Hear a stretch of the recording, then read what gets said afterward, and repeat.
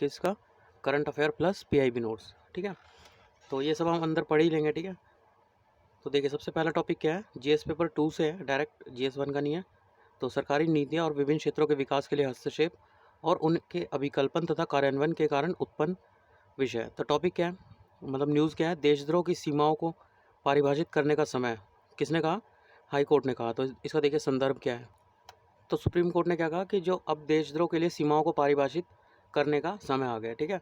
मतलब इसके लिए क्या सीमा है, देशद्रोह किस कैटेगरी में आएगा, उसको जो है परिभाषित करने का अब टाइम आ गया है। तो इसके खिलाफ फर्स्ट देखिए, तो जो सुप्रीम कोर्ट है उसने यह समाचार टिप्पणी कब की, जो 2 समाचार चैनल हैं उनके द्वारा एक मतलब याचिका जो है वो दायर की गई, उस पर सुनवाई करने के दौरान कहा गया, ठीक है।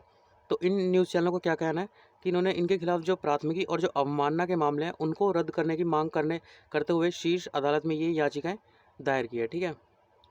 उसके बाद देखिए नेक्स्ट पेज पे क्या दिया गया है, संबंधित प्रकरण। अब कौन से चैनल हैं, 2 तेलुगु चैनल हैं, TV5 और ABN आंध्र ज्योति, ठीक है। इनके खिलाफ जो वहाँ के आंध्र प्रदेश सरकार है ना, उनके 2 नेताओं के खिलाफ जो है आपत्तिजनक भाषाओं को यूज़ करने का इन पे देशद्रोह का आरोप जो है लगाया गया, ठीक है।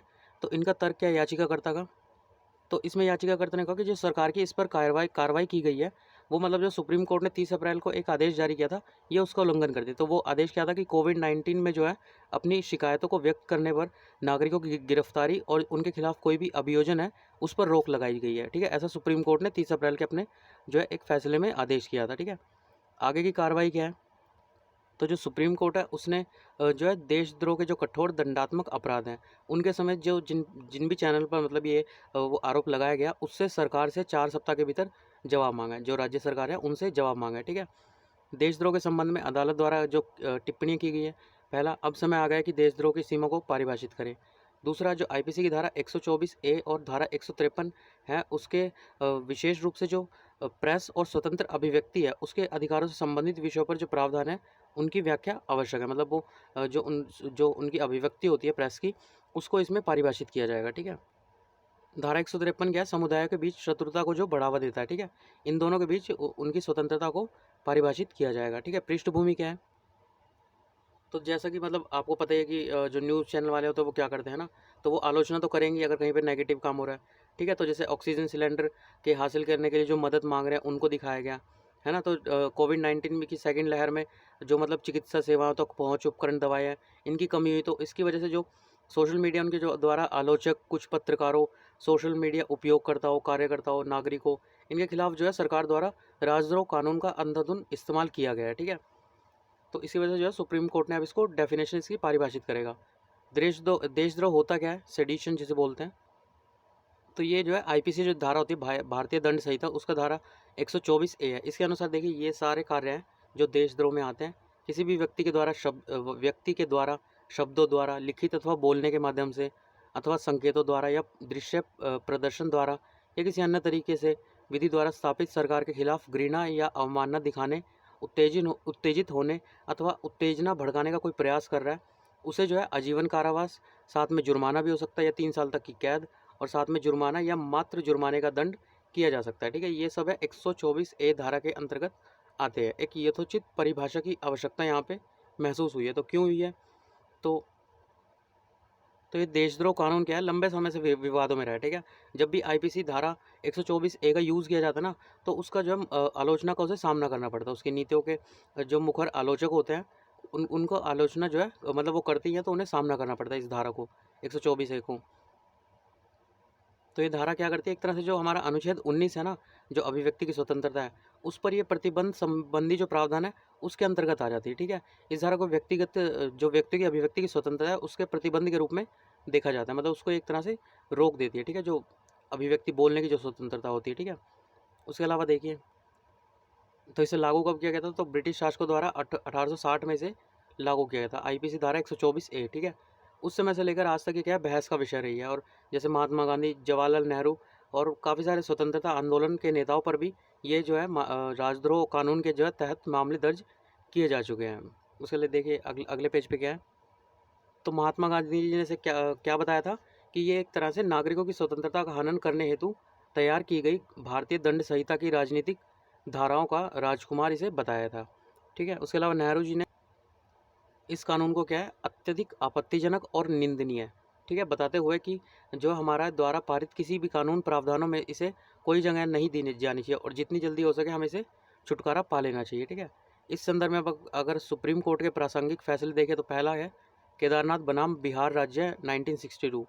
तो इसके अंतर्गत क्या था, तो जो आईपीसी की धारा 124 ए है, इसके तहत जो संबंधी मामले की जो सुनवाई के दौरान सुप्रीम कोर्ट ने कि 5 न्यायाधीशों की एक संवैधानिक पीठ थी, उन्होंने केदारनाथ बनाम बिहार राज्य 1962 में कुछ जो है मार्गदर्शक सिद्धांत निर्धारित किए। ये सिद्धांत क्या थे, तो अदालत जो थी उसने फैसला सुनाया कि जो सरकार है अगर वो कितने भी कड़े शब्दों में नापसंदगी अपनी व्यक्त करे, ठीक है, पर उसके द्वारा जो सरकार है उसके द्वारा कोई भी हिंसक कृत्य द्वारा सार्वजनिक व्यवस्था भंग नहीं होनी चाहिए, तो उसे दंडनीय नहीं माना जाएगा, ठीक है। मतलब सरकार कुछ भी कर रही है पर अगर उससे हिंसक कृत्य कोई नहीं हो रहा है, ठीक है, तो उसे दंडनीय नहीं माना जाएगा, ठीक है।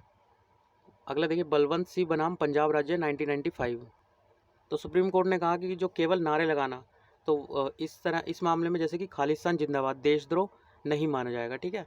जाहिर है कि देशद्रोह कानून को गलत तरीके से समझा जा रहा है और असहमति को दबाने के लिए इसका दुरुपयोग किया जा रहा है, ठीक है। उसके बाद देखिए अगला टॉपिक क्या है, तो नेक्स्ट पेज पे देखते हैं। ये देखिए ये फिगर दिया गया है, सेडिशन नेशन जो हमारा ये देशद्रोह कानून है 2010 से 2020।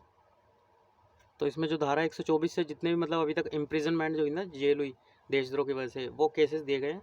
तो सबसे हाई इसमें बिहार का है, 168 लोगों को अभी तक देशद्रोह कानूनी रूप से, उसके बाद तमिलनाडु का भी 139 है, ठीक है। तमिलनाडु, उत्तर प्रदेश, ये जितना डार्क नीला है उतने मतलब ज़्यादा केसेस इन स्टेट्स में आए हैं, ठीक है। उसके बाद देखिए अगला टॉपिक क्या है, 30 जनवरी को विश्व उपेक्षित उष्णकटिबंधीय रोग दिवस। कौन सा, विश्व उपेक्षित उष्णकटिबंधीय रोग दिवस घोषित करने का प्रस्ताव।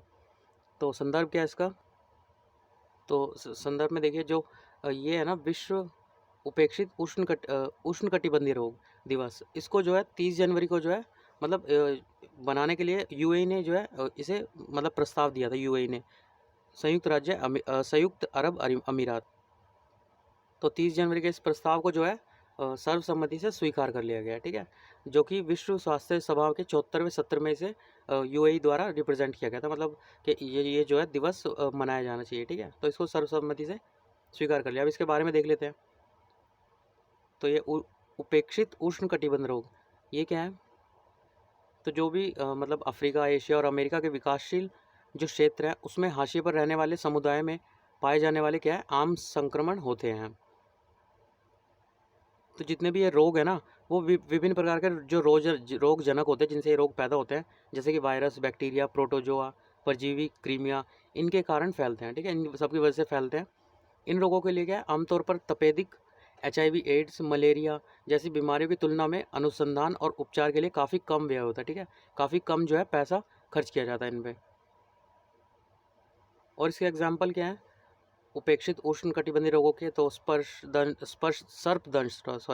सर्प मतलब जो सांप से काटा जाता है, खाज खुजली, याज, टेरेकोमा, काला अजार, चागास आदि इसके क्या है एग्जाम्पल है। अब आगे देखते हैं। तो इन रोगों के उन्मूलन हेतु 3 रणनीतिक बदलावों का आह्वान करने वाला WHO का वर्ष 2021 से 30 के लिए नया रोड मैप। तो नया रोड मैप क्या होगा 21 से 30 के लिए, जो ये प्रक्रिया है इसको मापने की बजाय प्रभाव को मापा जाएगा कि कितना जो है इम्पैक्ट कर रहा है, कितने एरिया में इम्पैक्ट कर रहा है। उसके अलावा रोग विशिष्ट योजना और प्रोग्रामिंग के स्थान पर जो सभी क्षेत्र हैं उनमें सहयोगात्मक कार्य तक शुरू किया जाएगा, ठीक है। बाह्य रूप से जो संचालित एजेंडा है उसके स्थान पर देश के स्वामित्व में और देश द्वारा जो वित्त पोषित कार्यक्रम है उनकी जो है शुरुआत की जाएगी, ठीक है। तो इसे जो है 30 जनवरी को चुनने का कारण क्या है, क्योंकि इसी दिन क्या है लंदन घोषणा उष्णकटिबंधीय जो रोग थे उन पर लागू हुई थी, ठीक है। अनौपचारिक रूप से पहला जो विश्व उपेक्षित उष्णकटिबंधीय रोग दिवस था वो वर्ष 2020 में मनाया गया था, ठीक है, अनौपचारिक रूप से, ठीक है। अब औपचारिक रूप से मनाया जाएगा नेक्स्ट टाइम। तो इन पर विशेष ध्यान देने की आवश्यकता क्यों है, तो इन रोगों से क्या है 1 अरब से अधिक लोग प्रभावित होते हैं, जबकि ये बीमारियां क्या है रोकथाम योग्य और उपचार योग्य हैं, पर फिर भी कहीं ना कहीं जो गरीबी है, पारिस्थितिकी तंत्र है, उसके साथ अपने जटिल अंतर संबंधों की वजह से ये बीमारी क्या है विनाशकारी स्वास्थ्य, सामाजिक और आर्थिक परिणामों का कारण बनी हुई है, ठीक है। इसमें मेनली क्या है गरीबी। तो इनका जो प्रसरण है वो कैसे होता है, ट्रांसफ़र कैसे होती है, तो देखिए क्या होता है दूषित पानी हो गया, और जो रहने का स्थान होता है उसकी दयनीय स्थिति, स्वच्छता का अभाव है, इन बीमारियों के फैलने का प्रमुख कारण होते हैं। ठीक है, तो इनमें सबसे अधिक जो शिकार होते हैं वो कौन होते हैं? बच्चे होते हैं। ठीक है, तथा ये बीमारियां प्रतिवर्ष लाखों लोगों की मृत्यु और स्थायी अपंगता का कारण भी बनती है। ठीक है, जिसके परिणाम स्वरूप व्यक्ति को अक्सर जीवन भर शारीरिक पीड़ा और सामाजिक जो कलंक है वो भी झेलना पड़ता है। ठीक है, भारत में उपेक्षित बीमारियों पर अनुसंधान हेतु नीतियाँ, तो नीतियाँ क्या हैं अगर भारत की बात करें इसमें, तो राष्ट्रीय स्वास्थ्य नीति 2017। ठीक है, इसमें जो भी स्वास्थ्य की जो आवश्यकता है उनमें इनोवेशन मतलब नवाचार को प्रोत्साहित करने पर जोर दिया गया, और साथ ही क्या किया, जरूरतमंद जो लोग हैं उन तक सस्ती नई दवाइयों की पहुंच जो है सुनिश्चित की गई। पर जितनी भी ये बीमारियां ना जो हमने ऊपर पढ़ी हैं, इससे जो उपेक्षित बीमारियां उससे निपटने का इसमें कोई प्रावधान नहीं है। ठीक है, दुर्लभ रोगों के उपचार हेतु राष्ट्रीय नीति 2018। तो इसमें क्या है, तो जो भी संक्रामक उष्णकटिबंधीय बीमारी है इनको इसमें शामिल किया गया है। ठीक है, तथा इसमें दुर्बल जो बीमारियां होती हैं मतलब कमज़ोर बीमारी होती है उसके उपचार पर जो रिसर्च होती है, अनुसंधान किए जाने की आवश्यकता पर बल दिया गया। किंतु इस नीति के तहत भी जो है अनुसंधान वित्त पोषण हेतु अभी तक रोगों और जो क्षेत्र है उसकी प्राथमिकता निर्धारित नहीं की गई है, मतलब कौन से एरिया में जो है इसको लॉन्च किया जाएगा। ठीक है, वो अभी तक इसमें नहीं किया गया है। उसके बाद देखिए अगला टॉपिक नेक्स्ट पेज पे, तो ये देखिए क्या है, नेग्लेक्टेड ट्रॉपिकल डिजीज़। ठीक है, ये अलग अलग जैसे वायरस के नाम दिए गए हैं, बैक्टीरिया के, प्रोटोजोआ के, हेलमिंथ के। ठीक है, ये अलग अलग नाम दिए गए, इसे पढ़ लीजिएगा। ठीक है, उसके बाद देखिए यूनिट है सरकारी नीति और विभिन्न क्षेत्रों में विकास के लिए हस्तक्षेप और उनके अभिकल्पन तथा कार्यान्वयन के कारण उत्पन्न विषय। तो इसकी न्यूज़ क्या है, रक्षा उपकरणों से संबंधित जो नकारात्मक आयात सूची है, मतलब नेगेटिव में जा रही है हमारी हमारी जो आयात सूची है, तो उसके बारे में देखिए। संदर्भ क्या है, तो देखिए हाल ही में जो हमारा रक्षा मंत्रालय है उसके द्वारा 108 वस्तुओं की जो दूसरी नकारात्मक आयात सूची है, नेगेटिव इंपोर्ट लिस्ट। अब इसका नाम इन्होंने परिवर्तित क्या कर दिया, अगर बाहर से हम कम मंगा रहे हैं तो इससे हमारे स्वदेशीकरण पे क्या होगा, पॉजिटिव इफेक्ट आएगा, वहाँ से हम चीज़ें जो है ले सकेंगे ज़्यादा, तो सकारात्मक स्वदेशीकरण सूची बना दिया इसका नाम। ठीक है, इसके अंतर्गत जो 108 वस्तुओं की जो नेगेटिव में आ रही ना उसको हम स्वदेशी जो स्रोत है उनसे खरीदेंगे। ठीक है, अब इस नई सूची जो नई सूची है शामिल कुल वस्तुओं की संख्या 209 हो गई है टोटल। तो इसके अंतर्गत जो भी जटिल प्रणालियां, सेंसर, सिम्युलेटर, हथियार, गोला बारूद जैसे helicopter, next generation corvette, airborne early warning and control system, tech engine आदि को जो है शामिल किया गया। ठीक है, मतलब इसे हम स्वदेश में ही अब बनाएंगे। ठीक है, इस कदम का महत्व और अगर निहितार्थ देखें तो जो ये सूची है उसमें स्थानीय रक्षा उद्योगों की क्षमता को मान्यता दी गई है। ठीक है, जो स्थानीय रूप से ग्रोथ कर रही होंगी कंपनी। ठीक है, तो इससे क्या होगा, जो प्रौद्योगिकी और विनिर्माण क्षेत्र है उसमें निवेश बढ़ेगा। ठीक है, मतलब उसमें निवेश को आकर्षण मिलेगा क्योंकि अब पता है कि सरकार खरीद रही है स्वदेश से ही, तो जो जैसे जो प्राइवेट बंदे हैं जो निजीकरण मतलब करना चाहते हैं, मतलब पैसा है जिनके पास, वो इन कंपनियों की तरफ आकर्षित होंगे कहीं ना कहीं। ठीक है, ऐसा करके वो घरेलू अनुसंधान और विकास को भी क्या करेंगे, बढ़ावा देंगे। यह सूची जो स्टार्टअप होते हैं उनके साथ साथ जो MSME है उनके लिए भी एक उत्कृष्ट अवसर प्रदान करती है, जिसे इस पहल से ज़बरदस्त एक ना एक मतलब बढ़ावा मिलेगा। ठीक है, तो नकारात्मक आयात सूची इस नीति के बारे में देख लेते हैं। ये 2020 में जो है स्टार्ट की गई थी। तो इसका मतलब क्या होता है, तो जो भी जो सशस्त्र बल अर्थात सेना, नौसेना, वायुसेना द्वारा इस सूची में शामिल वस्तुओं की खरीद क्या घरेलू निर्माताओं से की जाएगी। ठीक है, इन घरेलू निर्माताओं के रूप में निजी क्षेत्र अथवा जो हमारे डिफेंस पब्लिक सेक्टर अंडरटेकिंग है, DPSUs है, वो शामिल होंगे। ठीक है, इसकी आवश्यकता और प्रभाव की अगर हम बात करें तो जो एक मतलब वो है, एक रिपोर्ट जारी की गई किसके द्वारा, Stockholm International Peace Research Institute के द्वारा। ठीक है, तो 2014 से 19 के बीच में जो भारत है वो विश्व का दूसरा सबसे बड़ा आयातक देश रहा है, जिसने जो है 16.75 बिलियन अमेरिकी डॉलर की जो है रक्षा संबंधी वस्तुओं का आयात किया। ठीक है, 16.75। ठीक है, उसके बाद नेक्स्ट पेज पे देखते हैं। तो सरकार क्या करना चाहती है, जो आयातित वस्तु है उस पर निर्भरता को कम करना चाहती है और घरेलू जो रक्षा विनिर्माण उद्योग है उसको बढ़ावा देना चाहती है।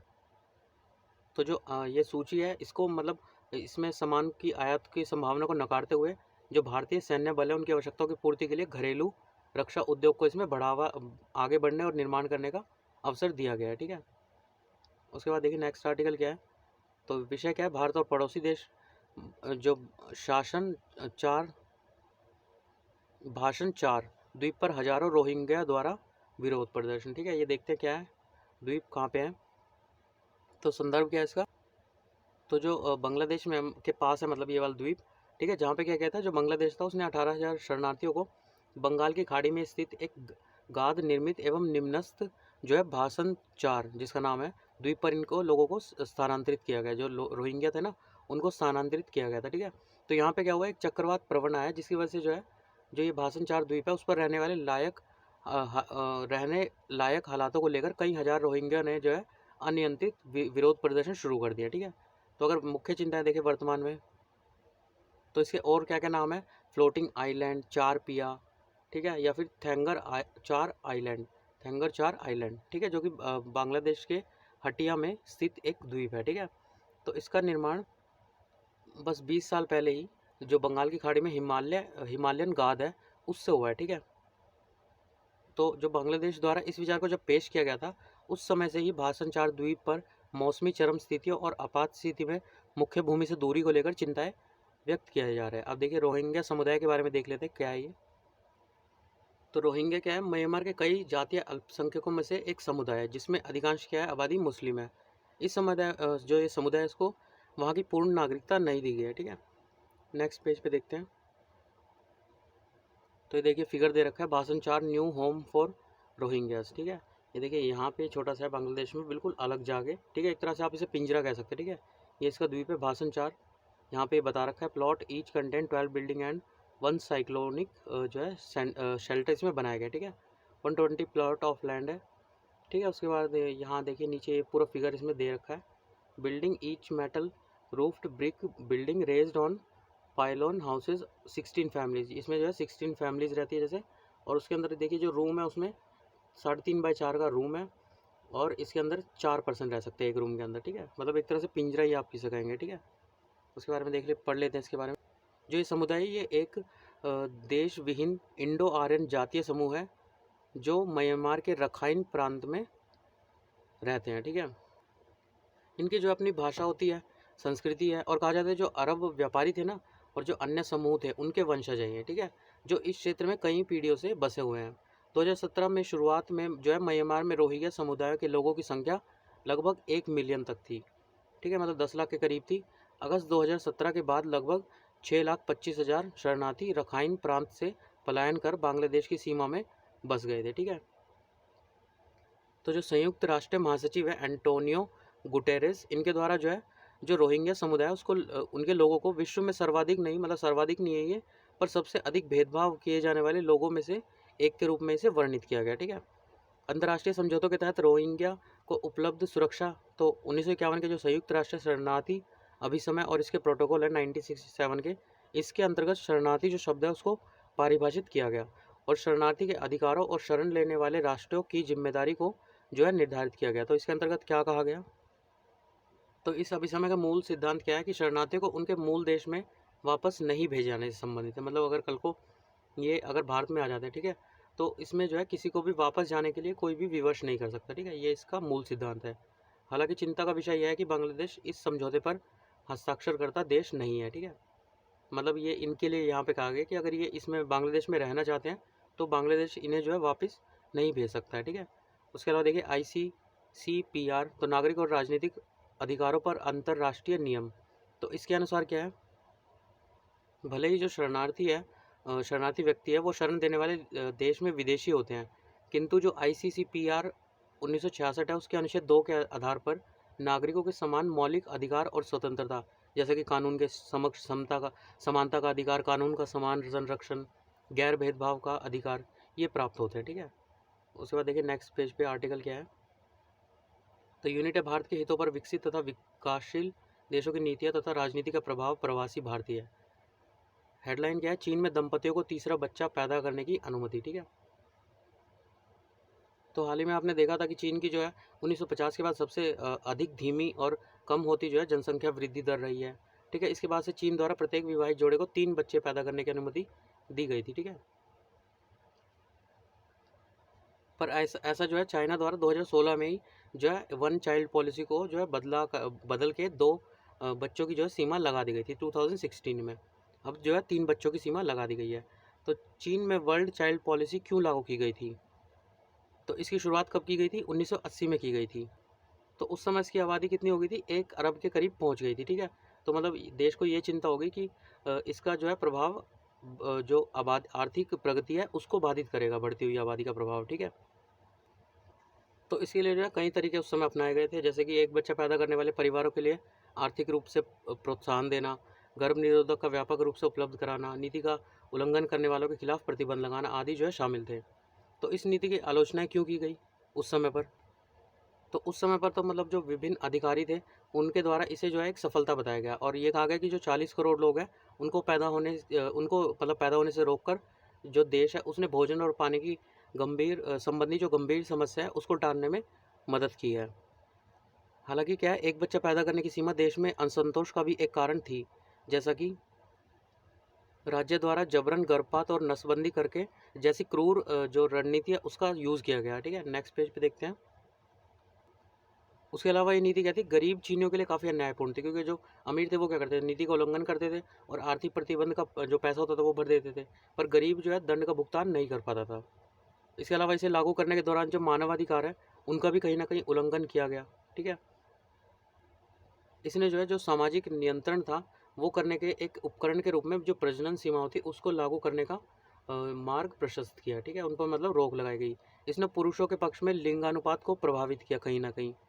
मतलब हर कोई यही सोचता था कि जो एक बच्चा हो तो वो लड़का ही हो मैक्सिमम लोग, तो इससे जो है पुरुषों के पक्ष में लिंगानुपात को प्रभावित किया। इसकी वजह से जो कन्या भ्रूण भ्रूण है उनके गर्भपात में वृद्धि हुई, और इसी तरह अनाथालयों में जो परित्यक्त लड़कियां थी उनकी संख्या बढ़ी।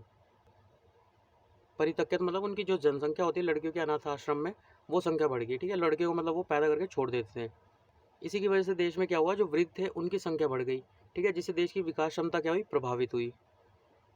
तो इसको बंद क्यों कर दिया गया? क्योंकि तेजी से जो बढ़ती हुई वृद्ध आबादी थी, ठीक है, उससे आर्थिक विकास को नुकसान पहुंचता है। इसकी वजह से जो सत्तारूढ़ कम्युनिस्ट पार्टी थी उसके द्वारा इसको 1 चाइल्ड पॉलिसी से 2 चाइल्ड पॉलिसी कर दिया गया, ठीक है। आगे के सुधार की आवश्यकता की अगर बात करें, इससे जो 2 चाइल्ड पॉलिसी था इससे कुछ सुधार तो हुए, पर जो आसन्न जनसांख्यिकी संकट था, मतलब जो वृद्धों की जो जनसंख्या बढ़ रही थी, ठीक है, जो युवाओं की कम हो रही थी, उसको टालने हेतु इसे अपर्याप्त माना गया। आगे की चुनौतियाँ क्या है? तो इसमें विशेषज्ञों का क्या कहना है कि केवल प्रजनन अधिकारों पर ढील देने से आगामी अवांछित जनसांख्यिकी बदलाव से बचने में बहुत मदद नहीं मिल सकती, क्योंकि अब उन्होंने 1 को 3 किया है, तो अब की मान लीजिए आज से 20 साल बाद कम से कम उनमें युवा जो है वो आने वाले हैं, ठीक है। तो इससे इतना इफेक्ट नहीं पड़ेगा। देखिए उसके बाद नेक्स्ट पेज पे क्या है, तो ये फिगर दिया गया है जो उनका चाइना का है। तो इनका जो शिफ्टिंग डेमोग्राफिक है, देखिए जो 15 से 64 के बीच है वो इनकी 50% से ज़्यादा पॉपुलेशन है, ठीक है। तो नेक्स्ट मान लीजिए 50 साल में मान लीजिए अभी 15 से 20 साल का है, तो वो नेक्स्ट 50 साल में कितना हो जाएगा? 60-70 साल का हो जाएगा ना। और बाकी ऊपर वाले जो 40-50 वाले वो तो निपट ही जाएंगे, ठीक है। तो इसकी वजह से अगले 40-50 साल में इनको काफ़ी लॉस होगा। GS paper 3 science and tech 5G तकनीक। तो हाल ही में जो बॉलीवुड अभिनेत्री जूही चावला, उन्होंने दिल्ली हाई कोर्ट में एक याचिका दर्ज की, जो कि 5G तकनीक के शुरू होने से पहले मतलब उसका इफेक्ट क्या होगा उसके ऊपर जो है एक अध्ययन कराए जाने की मांग की। तो उसका जो रेडियो आवर्ती विकिरण है उससे वयस्क अथवा बच्चों के स्वास्थ्य, जीवन तथा उनके अंगों, वनस्पति तथा जीवों पर क्या होगा, मतलब इसका प्रभाव, इसी लिए एक अध्ययन कराए जाने की मांग की। तो 5G है क्या? तो 5G तकनीक जो है मोबाइल ब्रॉडबैंड की अगली पीढ़ी है।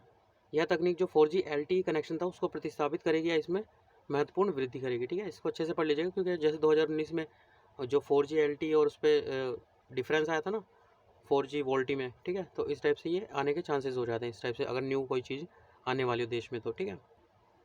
तो यह तकनीक क्या है? मिलीमीटर जो वेब स्पेक्ट्रम होता है 30 से 300 गीगाहर्ट्ज तक पर, इस पर जो है कार्य करती है, ठीक है, जिसके द्वारा काफ़ी बड़ी मात्रा में डेटा को बहुत तेज़ गति से भेजा जा सकता है, ठीक है। तो 5G तकनीक 3 बैंड्स अर्थात निम्न, मध्यम और उच्च आवृत्ति स्पेक्ट्रम में पर काम करती है, ठीक है। तो देखिए किन किन चीज़ों का यूज़ करेगी, तो सबसे पहले मल्टी GBPS ट्रांसफ़र रेट, उसके अलावा अल्ट्रा लो लेटेंसी 5G तकनीक, इंटरनेट ऑफ थिंग्स IoT होता है, और जो आर्टिफिशियल इंटेलिजेंस होती है, कृत्रिम बुद्धिमत्ता, उसकी ताकत का उपयोग करने वाली एप्लीकेशन का जो है समर्थन करेगी। उसके अलावा देखिए 5G नेटवर्क की बढ़ती हुई क्षमता लोड स्पाइक्स के प्रभाव को कम कर सकती है, जैसे कि खेल आयोजनों और समाचार कार्यक्रमों के दौरान होती है।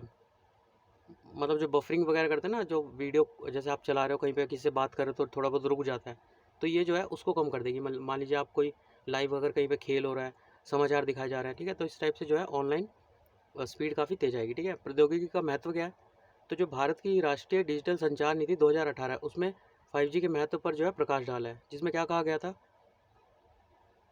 तो एक वृद्धिशील स्टार्टअप समुदाय सहित जो 5G क्लाउड, IoT जो है और डेटा एनालिटिक अवसरों के एक नए क्षितिज को खोलने और डिजिटल जुड़ाव को तीव्र एवं गहन करने का वादा करती है। ठीक है, इन सब में जो है जो ये आप पढ़ रहे हैं ये सब मतलब आपको चीज़ें ऐसी है जो आपको पता होनी चाहिए। ठीक है, ये एक्सप्लेन करने का कोई मतलब अभी फ़िलहाल तो टाइम नहीं है, अगर UPSC आप इस साल का दे रहे हैं। ठीक है, तो ये सब चीज़ें आपने पहले भी काफ़ी बार पढ़ रखी होंगी। उसके बाद नेक्स्ट पेज पे देखिए, तो 5G से होने वाली संभावित स्वास्थ्य जोखिम। तो मतलब काफ़ी सारे रिसर्च हो चुके हैं, पर इसके बारे में अभी तक जो है वायरलेस जो तकनीक होती है इससे कुछ मतलब जो प्रभाव है वो पता नहीं चल पाया अभी तक। ठीक है, तो मैक्सिमम जो पता चला वो क्या है? उत्तक तापन, जो टिश्यू हीटिंग होता है, जो रेडियो फ्रिक्वेंसी क्षेत्रों और मानव शरीर के बीच अंतःक्रिया का मुख्य तंत्र होता है। तो इससे सिर्फ जो है जो मानव शरीर होता है उसमें नगण्य वृद्धि होती है, जो टेम्परेचर होता है ह्यूमन का। ठीक है, जो रेडियो फ्रिक्वेंसी स्तर होता है उससे जैसे जैसे रेडियो आवृत्ति बढ़ती है शरीर के ऊतकों में इसका प्रवेश कम होता जाता है और ऊर्जा का अवशोषण शरीर की सतह तक सीमित हो जाता है। ठीक है, तो अगर इसका लेवल जो अंतर्राष्ट्रीय दिशा निर्देश है उससे नीचे रहता है तो इस पर कोई असर मतलब नहीं पड़ता है। ठीक है,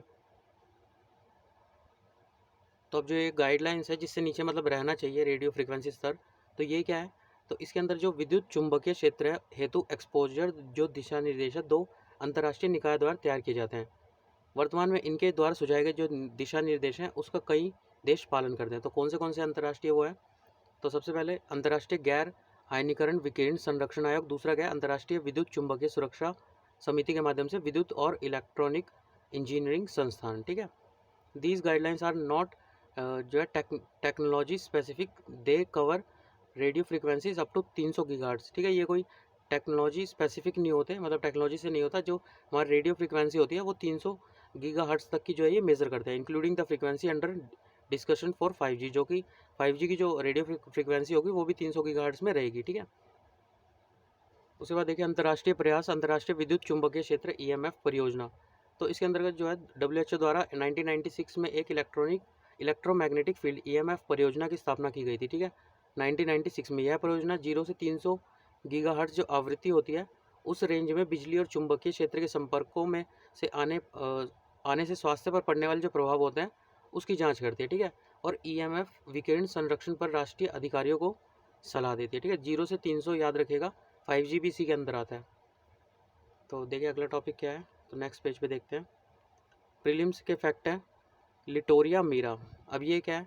ये हाल ही में जो है न्यू गिनी के वर्षा वनों में खोजी गई चॉकलेट रंग की एक नई मेंढक पाई गई है। ठीक है, इसकी फ़ोटो भी दे रखी है नीचे। तो इसका नामकरण जो है लैटिन विशेषण जो मीरम है उससे प्रेरित है, जिसका अर्थ क्या होता है? मीरम का अर्थ क्या है? आश्चर्यचकित या अजीब।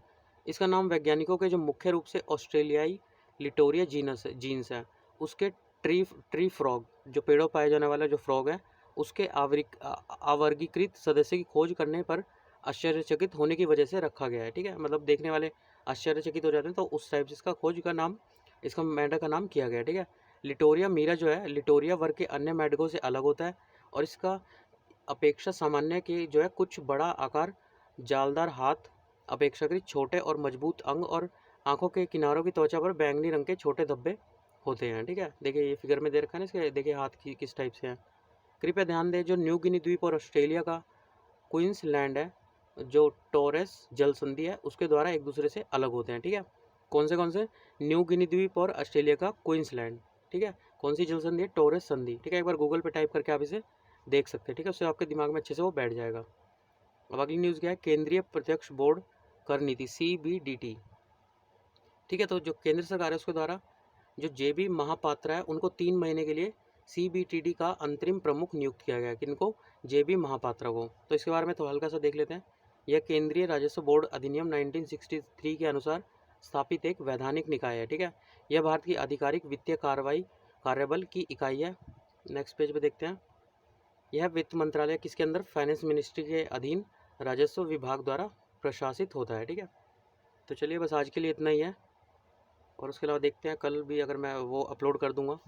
ठीक है, तो लाइक सब्सक्राइब कीजिए अगर पसंद आता है तो। उसके अलावा घर बैठिए पढ़ते रहिए and have a good day.